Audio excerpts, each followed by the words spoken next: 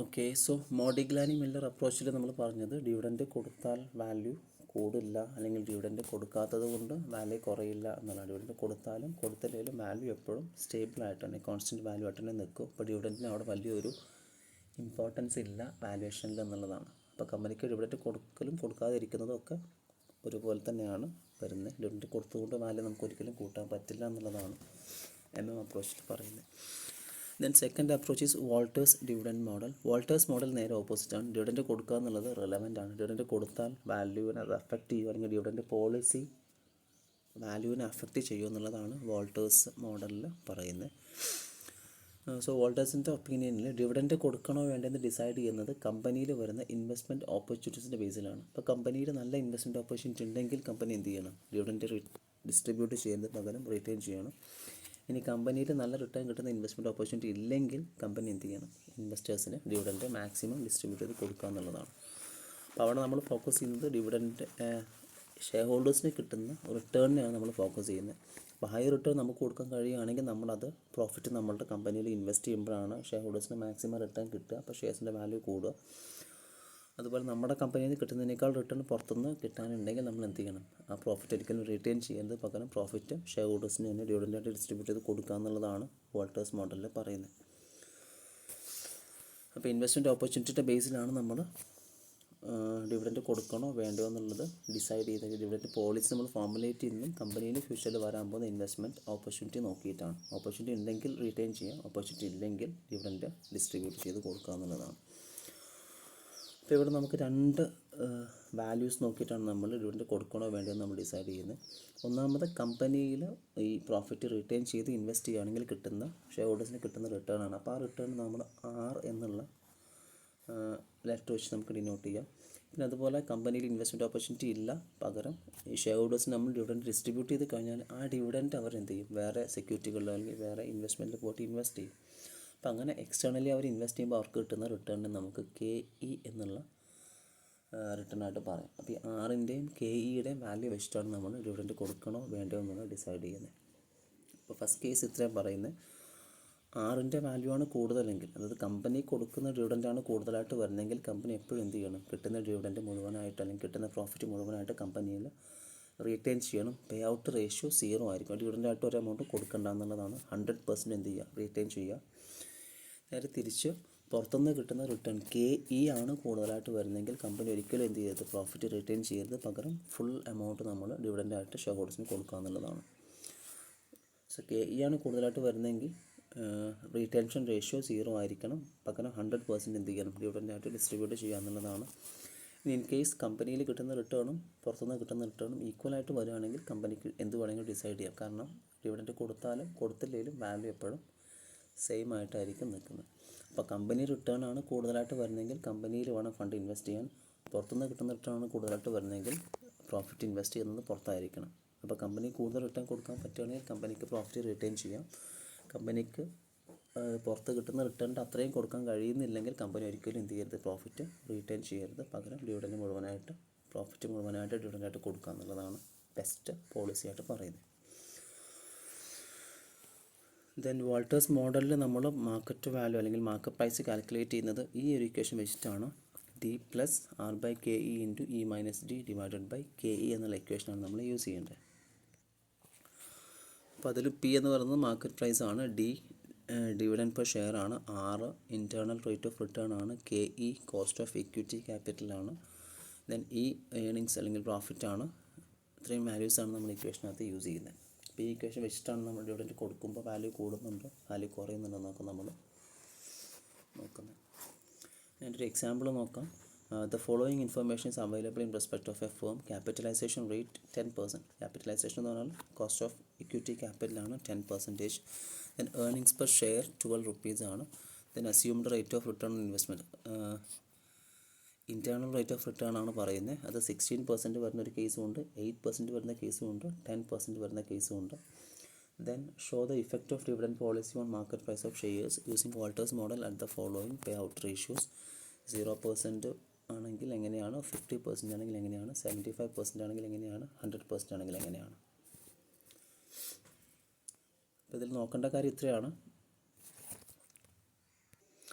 നമ്മൾ പറഞ്ഞു ആറിൻ്റെയും K ഇയുടെയും value നോക്കിയിട്ടാണ് നമ്മൾ ഡിവിഡൻറ്റ് കൊടുക്കണോ വേണ്ടോ എന്ന് ഡിസൈഡ് ചെയ്തത്. അപ്പോൾ ഡിവിഡൻറ്റ് കൊടുക്കുമ്പോഴാണോ കൊടുക്കാതിരിക്കുമ്പോഴാണോ വാല്യൂ കൂടുന്നതെന്നാണ് നോക്കേണ്ടത്. അപ്പോൾ ഇതിൽ കെ ഇയുടെ വാല്യൂ 10% ഫിക്സ്ഡ് ആണ്. പിന്നെ ആറിൻ്റെ വാല്യൂ നമ്മൾ മാറ്റി മാറ്റി നോക്കുന്നുണ്ട്. ഇപ്പോൾ assumed rate of return on investment എന്ന് പറഞ്ഞിട്ട് 16% ആകുമ്പോഴും 8% ആകുമ്പോഴും 10% ആകുമ്പോഴും. അപ്പോൾ 16% എന്ന് പറയുമ്പോൾ ഇക്വിറ്റി കെ ഇയുടെ വാല്യൂ 10% വരുന്നുള്ളൂ. അപ്പോൾ ആറിൻ്റെ വാല്യൂ കെ ഇ കൂടുതലാണ്. സെക്കൻഡ് കേസിൽ ആറിൻ്റെ വാല്യൂ 8% ആണ് പറയുന്നത്. അപ്പോൾ 8% എന്ന് പറഞ്ഞാൽ കെ ഇയേക്കാൾ കുറവാണ്. 10% എന്ന് പറഞ്ഞാൽ ആറും കെ ഇയും കോൺസ്റ്റൻ്റ് ആണ്. അപ്പോൾ ഈ 3 റേറ്റ് ഓഫ് റിട്ടേണിലും എങ്ങനെയാണ് വാല്യൂവിൽ ചേഞ്ച് വരുന്നതെന്നുള്ളതാണ് നോക്കേണ്ടത്. പിന്നെ അതുപോലെ നമ്മൾ പേ ഔട്ട് റേഷ്യോ മാറ്റണമെന്ന് പറഞ്ഞു. അപ്പോൾ 6 കൂടിക്കഴിഞ്ഞാൽ ഡിവിഡൻറ്റ് മുഴുവൻ എമൗണ്ട് നമ്മൾ റിട്ടേൺ ചെയ്യണം. കെ ഇ കൂടിക്കഴിഞ്ഞാൽ മുഴുവൻ എമൗണ്ട് ഡിവിഡൻറ്റായിട്ട് ഡിസ്ട്രിബ്യൂട്ട് ചെയ്യണമെന്നൊക്കെ പറഞ്ഞിട്ടുണ്ട്. അപ്പോൾ ഓരോ പേ ഔട്ട് റേഷ്യോയിലും ഇപ്പോൾ 0% എപ്പോഴായിരിക്കും ഏറ്റവും ബെസ്റ്റ് ആവുക, 50% എപ്പോഴായിരിക്കും ബെസ്റ്റ് ആവുക, 75% എപ്പോഴാവും ബെസ്റ്റ് ആവുക, 100% എപ്പോഴായിരിക്കും ബെസ്റ്റ് ആവുക നമ്മൾ നോക്കണം.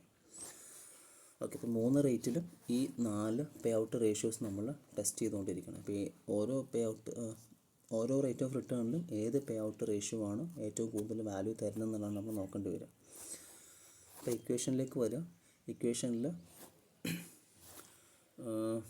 മാർക്കറ്റ് പ്രൈസ് കാണണം, അതിൽ ഡിവിഡൻറ്റ് വേണം, ആറ് വേണം, കെ ഇ വേണം, ഇ വേണം. ഇപ്പോൾ ക്വസ്റ്റ്യന് തന്നിട്ടുണ്ട് ആറിൻ്റെ വാല്യൂ, അതായത് ഇൻറ്റേർണൽ റേറ്റ് ഓഫ് റിട്ടേൺ 0.16% ഉണ്ട്, 8% ഉണ്ട്, 10%. അപ്പോൾ 3 റേറ്റിലെയും മാർക്കറ്റ് പ്രൈസ് നമ്മൾ സെപ്പറേറ്റ് കാൽക്കുലേറ്റ് ചെയ്യണം. അപ്പോൾ നമ്മൾ ഫസ്റ്റ് വരുന്ന case 16% internal rate of return വരികയാണെങ്കിൽ എങ്ങനെയായിരിക്കും അതിൻ്റെ മാർക്കറ്റ് പ്രൈസ് വരുന്നത്? അവിടെ പേ ഔട്ട് റേഷ്യോ നമ്മൾ യൂസ് ചെയ്യുന്നത് 0% ആയിട്ടാണ്. അതായത് ഡിവിഡൻറ്റ് കൊടുക്കുന്നില്ല, മുഴുവൻ എമൗണ്ട് നമ്മൾ പ്രോഫിറ്റായിട്ട് റിട്ടേൺ ചെയ്യുകയാണ് ചെയ്യുന്നത്. അപ്പോൾ ഫസ്റ്റ് കേസ് പേ ഔട്ട് റേഷ്യോ 0%, അതിൽ ഇൻറ്റേർണൽ റേറ്റ് ഓഫ് റിട്ടേൺ 16 അല്ലെങ്കിൽ ആറിൻ്റെ വാല്യൂ 16% ആണെങ്കിൽ എന്താണ് കണ്ടീഷൻ എന്നുള്ളത്. സോ ഇക്വേഷനിൽ വേണ്ട വാല്യൂസ് ഡിയുടെ വാല്യൂ, ഡിവിഡൻറ്റിൻ്റെ വാല്യൂ പേ ഔട്ട് റേഷ്യോ 0 ആയതുകൊണ്ട് ഡിവിഡൻറ്റ് ഇല്ല എന്നുള്ളതാണ്. അപ്പോൾ ഡിയുടെ വാല്യൂ 0 ആയിരിക്കും. ദെൻ കെ ഇ 10% ആണ്, അപ്പോൾ നമ്മളതിന് 0.10 ആക്കി എടുത്തിട്ടുണ്ട്. ദെൻ ആറിൻ്റെ വാല്യൂ 16% ആണ്, അപ്പോൾ അതിന് 0.16 എടുത്തിട്ടുണ്ട്. ദെൻ ഈ ഏർണിങ്സ് പെർ ഷെയർ ആണ്, അത് 12 rupees ആണ്. പിന്നെ ഡിവിഡൻറ്റ് വാല്യൂ അഗെയിൻ 0 ആണ്, കെ ഇയുടെ വാല്യൂ 0.10 ആണ്. ഇപ്പോൾ വാല്യൂസ് ഇക്വേഷനിലേക്ക് കൊടുത്തു കഴിഞ്ഞാൽ 0 + 0.16 / 0.10 × 12 - 0 ഡിവൈഡഡ് ബൈ 0.10 വരും. ദെൻ സോൾവ് ചെയ്ത് കഴിഞ്ഞാൽ മാർക്കറ്റ് പ്രൈസ് 192 ആയിട്ടാണ് വരിക. അപ്പോൾ 16% ഇൻറ്റേർണൽ റേറ്റ് ഓഫ് റിട്ടേൺ വരുന്ന കേസിൽ ഡിവിഡൻറ്റ് കൊടുക്കാതിരിക്കുമ്പോൾ നമുക്ക് വാല്യൂ 192 കിട്ടുന്നുണ്ട്. അപ്പോൾ സെയിം മോഡൽ നമ്മൾ അടുത്തത് കാൽക്കുലേറ്റ് ചെയ്യണം. 0% പേ ഔട്ട് റേഷ്യോയിൽ ഇൻറ്റേർണൽ റേറ്റ് ഓഫ് റിട്ടേൺ 8% ആകുമ്പോൾ എങ്ങനെയാണ് മാർക്കറ്റ് പ്രൈസ് വരിക എന്നുള്ളത്. അപ്പോൾ 8% 6 കൊടുത്തു കഴിഞ്ഞാൽ ആറിൻ്റെ വാല്യൂ 0.08 വരും. കെ ഇ നേരത്തെ സെയിം 0.10 ആണ്, ഡി 0 ആണ്, കാരണം പേ ഔട്ട് റേഷ്യോ 0 തന്നെയാണ്. Then earnings per share 12 rupees തന്നെയാണ്.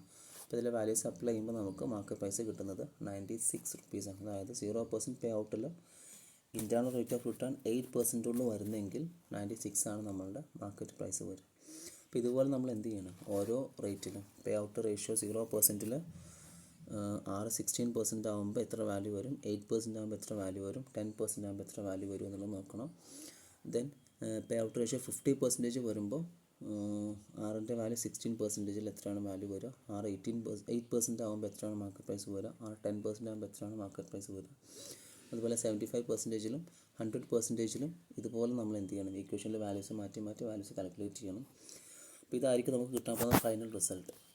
16% 6 വരുന്നു, അതായത് കോസ്റ്റ് ഓഫ് ഇക്വിറ്റി 10% ആണ്, ഇൻറ്റേർണൽ റേറ്റ് ഓഫ് റിട്ടേൺ 16% ആണ്. അപ്പോൾ അത് കമ്പനിയുടെ ഇൻറ്റേർണലി കിട്ടുന്ന പ്രോഫിറ്റ് പുറത്തുനിന്ന് കിട്ടുന്ന റിട്ടേണിനേക്കാൾ കൂടുതലാണ്. അപ്പോൾ അങ്ങനെ വരുന്ന കേസ് നമ്മൾ 16% എന്നുള്ള ഈ ഫസ്റ്റ് കോളത്തിൽ മാർക്കറ്റ് പ്രൈസ് നോക്കിയാൽ ഒരു 192 ഉണ്ട്, ദെൻ 156 ഉണ്ട്, 138 ഉണ്ട്, 120 ഉണ്ട്. അപ്പോൾ അതിൽ ഹയസ്റ്റ് വാല്യൂ വരുന്നത് 192 ആണ്. 192 കിട്ടുന്നത് പേ ഔട്ട് റേഷ്യോ 0% ആക്കി മെയിൻറ്റെയിൻ ചെയ്യുമ്പോഴാണ്. നമ്മൾ നേരത്തെ പറഞ്ഞ കേസാണ്, ആറിൻ്റെ വാല്യൂ കൂടിക്കഴിഞ്ഞാൽ കമ്പനി എന്ത് ചെയ്യണം, പ്രോഫിറ്റ് മുഴുവനായിട്ടും റീറ്റെയിൻ ചെയ്യുമ്പോഴാണ് മാർക്കറ്റ് പ്രൈസ് കൂടുതൽ കിട്ടുക. ഓക്കെ, അപ്പോൾ 16%ഉം പുറത്തുനിന്ന് കിട്ടുന്ന റിട്ടേൺ 10% ഉള്ളൂ. അപ്പോൾ ഒരിക്കലും പുറത്തേക്ക് എന്ത് ചെയ്യുക, ഡിവിഡൻറ്റ് ഡിസ്ട്രിബ്യൂട്ട് ചെയ്യരുത്, പകരം എന്ത് ചെയ്യണം, കിട്ടുന്ന പ്രോഫിറ്റ് മുഴുവൻ കമ്പനിയിൽ തന്നെ ഇൻവെസ്റ്റ് ചെയ്യുമ്പോഴാണ് കമ്പനിക്ക് മാക്സിമം പ്രോഫിറ്റ് അല്ലെങ്കിൽ ഷെയർ ഹോൾഡേഴ്സിന് മാക്സിമം റിട്ടേൺ നമുക്ക് കൊടുക്കാൻ പറ്റുക, അതുപോലെ മാർക്കറ്റ് പ്രൈസ് നമുക്ക് മാക്സിമൈസ് ചെയ്യാൻ പറ്റുക എന്നുള്ളതാണ്. ഈ സെക്കൻഡ് കോളം നോക്കുകയാണെങ്കിൽ ആറിൻ്റെ വാല്യൂ 8% ആണ്. അപ്പോൾ ആറിൻ്റെ വാല്യൂ KEയേക്കാൾ കുറവാണ്. അപ്പോൾ കമ്പനിയുടെ ഇൻറ്റേർണലി കിട്ടുന്ന റിട്ടേൺ പുറത്തുനിന്ന് കിട്ടുന്ന റിട്ടേണിനേക്കാൾ കുറവാണ്. അപ്പോൾ ഒരിക്കലും കമ്പനി എന്ത് ചെയ്യരുത്, കമ്പനിയിൽ ആ ഫണ്ട് ഇൻവെസ്റ്റ് ചെയ്യരുത്. പകരം മുഴുവൻ എമൗണ്ട് നമ്മൾ ഡിവിഡൻ്റായിട്ട് ഡിസ്ട്രിബ്യൂട്ട് ചെയ്യുമ്പോഴാണ് നമുക്ക് മാക്സിമം അഡ്വാൻറ്റേജ് കിട്ടുക എന്നുള്ളതാണ്. അപ്പോൾ 8% നോക്കുകയാണെങ്കിൽ ഫസ്റ്റ് വാല്യൂ 96 മാർക്കറ്റ് പ്രൈസ് വരുന്നുണ്ട്, പിന്നെ 108 വരുന്നുണ്ട്, പിന്നെ 114 വരുന്നുണ്ട്, പിന്നെ 120 വരുന്നുണ്ട്. അപ്പോൾ ഹയസ്റ്റ് മാർക്കറ്റ് പ്രൈസ് വരുന്നത് 120 ആണ്. 120 വരുന്നത് പേ ഔട്ട് റേഷ്യോ 100% ആകുമ്പോഴാണ്. അപ്പോൾ നമ്മൾ പറഞ്ഞു ഇൻറ്റേർണലി കൊടുക്കുന്ന റിട്ടേൺ 8%, പുറത്തുനിന്ന് കിട്ടുന്ന റിട്ടേൺ 10% ആണ്. അപ്പോൾ നമ്മൾ എന്ത് ചെയ്യണം, ഫണ്ട് ഒരിക്കലും കമ്പനിയിൽ നിർത്തരുത്, പകരം ഷെയർ ഹോൾഡേഴ്സിന് ഡിസ്ട്രിബ്യൂട്ട് ചെയ്ത് അവരെ കൊണ്ട് പുറത്ത് കൊണ്ടുപോയിട്ട് റീഇൻവെസ്റ്റ് ചെയ്യിക്കുക എന്നുള്ളതാണ്.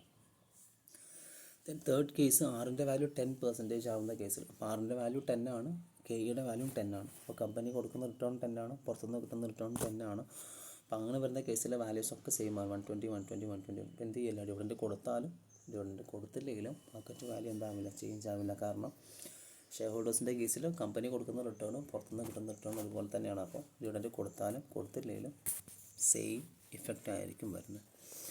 അപ്പോൾ ഇതാണ് തിയറി വോൾട്ടേഴ്സ് മോഡൽ പറയുന്നത്. ആറിൻ്റെ വാല്യൂവും KEയുടെ വാല്യൂ നോക്കണം. കമ്പനിക്ക് കൂടുതൽ റിട്ടേൺ കൊടുക്കാൻ പറ്റുകയാണെങ്കിൽ കമ്പനിയിൽ ഫണ്ട് ഇൻവെസ്റ്റ് ചെയ്യണം. ഇനി കമ്പനിക്ക് അത് കൊടുക്കാൻ കഴിയില്ലെങ്കിൽ കമ്പനി ഒരിക്കലും റീറ്റെയിൻ ചെയ്യരുത്, പകരം മുഴുവൻ എമൗണ്ട് നമ്മൾ പേ ഔട്ടായിട്ട് ഡിസ്ട്രിബ്യൂട്ട് ചെയ്യുകയാണ് വേണ്ടത്.